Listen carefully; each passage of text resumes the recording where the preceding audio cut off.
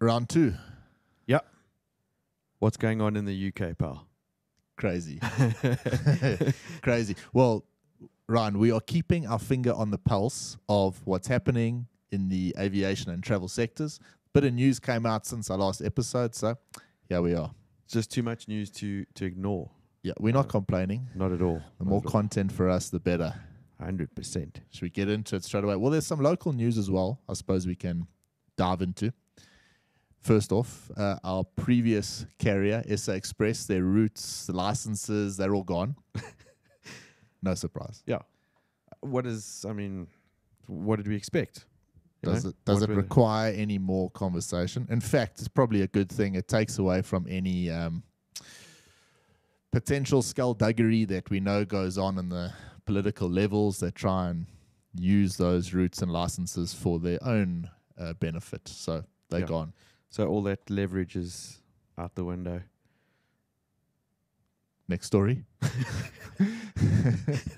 SAA are burning through some more chiefs. Yes. In a very short space of time. Simon Newton-Smith. He's out. Yep. No surprise. Decided not to renew his so he's not again. fired or anything like that. It's just not renewing his contract. Simon spoke with a lot of sense at the AviaDev conference the other day, and that makes sense that he's not renewing his contract. What do you say? Yeah, you mentioned that. I still find it weird. You said that he had quite a lot of good things to say. He was upbeat and positive about it. Very upbeat, positive. But speaking about what's a possibility and the rest, but he doesn't, I suppose, fit in to that South African Airways culture. And he's not the only one. A lot of the people that started in version 2 in the higher ranking positions are no longer there. So they get scared off by the... Well, I suppose they get scared off by a couple of things. Obviously, people don't renew their contract because the company is not taking it in the direction that they are recommending, or they don't like the internal culture. Can be something as simple as, do you want to be in that building? No, not by a long shot. No. So, might have had something to do with the realization that they weren't going to match the on-time performance figures of the other 4 players. If you don't know what Ryan's talking about there, go check out our episode from Wednesday afternoon. We recorded that episode. On-time performance, who's the best in South Africa. It's all there for you, so go check that out. There's a lot of adverts doing the rounds at the moment. If you're a pilot and you are looking for a job, you don't have one, now is Employment City. At the moment, Cemair, they're hiring pilots for both seats. Get your CVs in to Laura, I think's the right person there. Yes, Cemair definitely big on the hiring at the moment. Airlink's hiring pilots. Yep. First officers, obviously, they're hiring. I mean, what an opportunity there, hey? It's open season and NAC. It's the start of. You remember we spoke about it a while back already. That vacuum. Yeah. I think we're starting to see it now. Duncan Gillespie actually put it out quite nicely in Fly Africa, where he said Cemair are advertising for both seats, both fleets. It was quite a cool way to rhyme it out there. Well, Duncan's part of the reason we're doing today's show, because so much stuff came up on Fly Africa, so we thought we better do another one.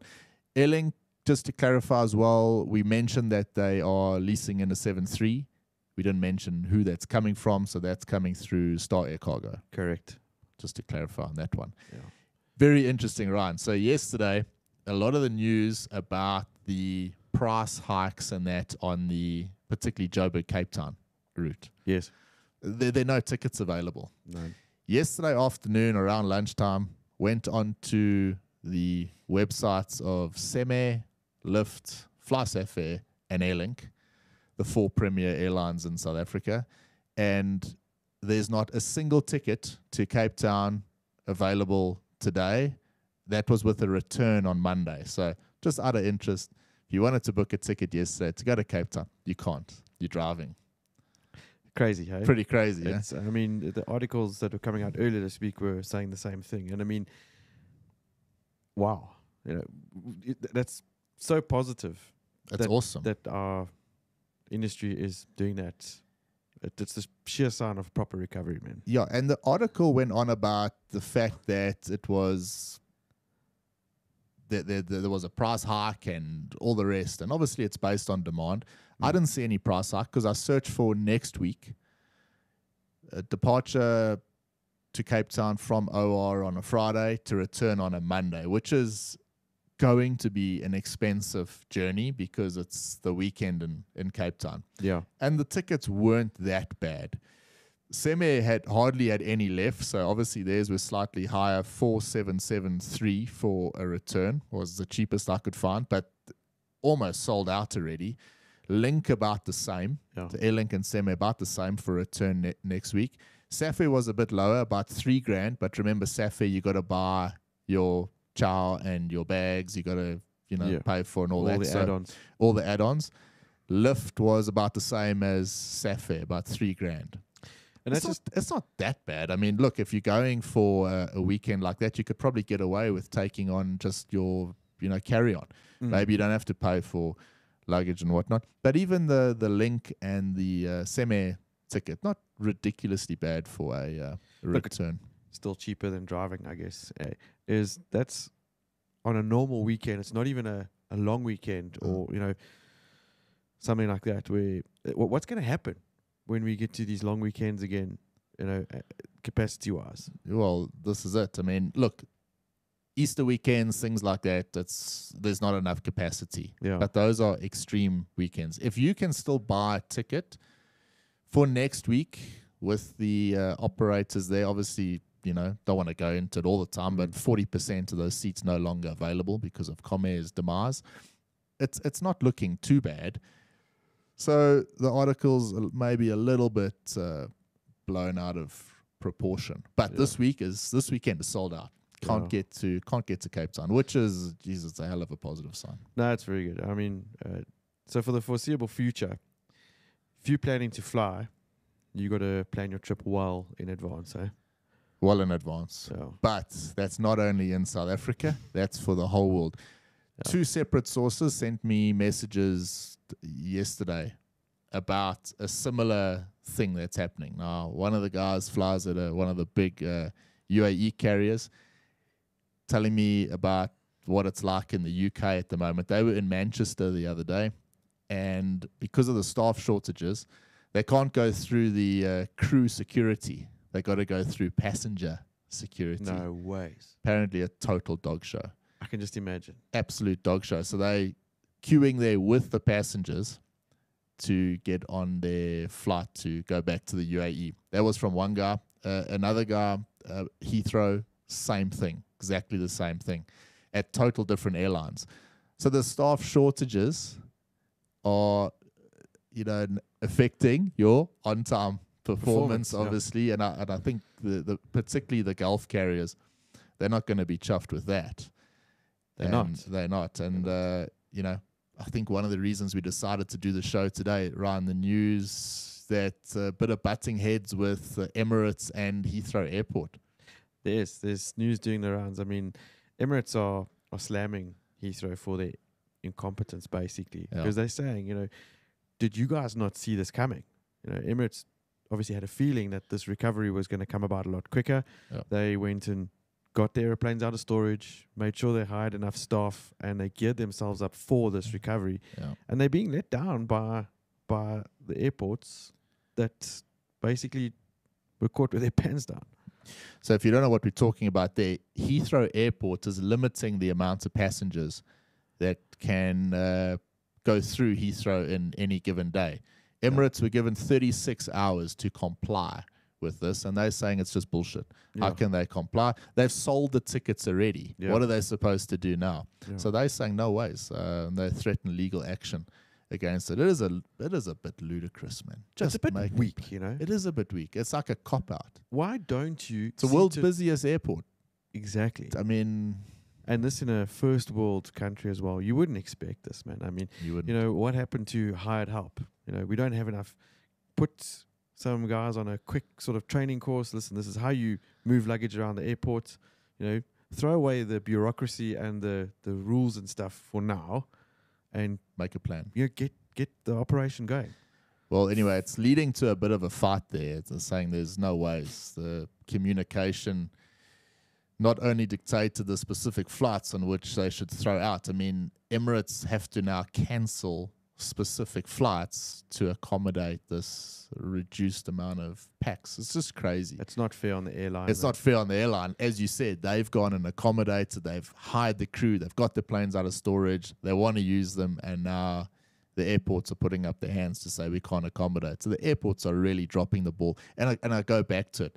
Did this whole pathetic pandemic have to be so ridiculously handled by the politicians and the decision makers?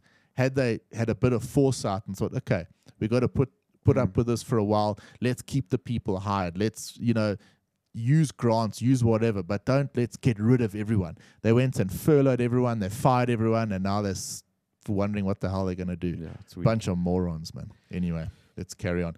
On the positive side of it, you've got airlines like Iceland Air, which they're carrying their own baggage handlers to Yes. Amsterdam to Yeah. solve the issue. Again, it brings us back to, well, come with a solution, don't add to the problems. Yes. And, you know, that's quite a cool story to see. They're Well, not, remember repatriation flights? yeah. Remember repatriation flights? Big thing. You know, everyone's being repatriated. Yeah. Delta have repatriation flights for your luggage. When I saw that, They got I could repatriation flights for your luggage. They're sending empty aircraft to go fetch bags that just can't get home because. Can you believe it? And that's because of the lack of staff and that in the baggage handlers, all the rest. It's all just led to a bottleneck where there's a whole lot of luggage sitting in European airports, and they can't get them back home. So your luggage will hopefully be repatriated back to the States pretty soon on a Delta airline. It's funny. Like, Pretty nuts. we've said it before countless times, but this industry, doesn't lack content and give you a good reason to laugh sometimes. It's just insane. That's it. Oh, Yeah, so keep an eye on that in the coming weeks. It's quite cool to do this on a Friday, actually. I think we must keep it going. I think so.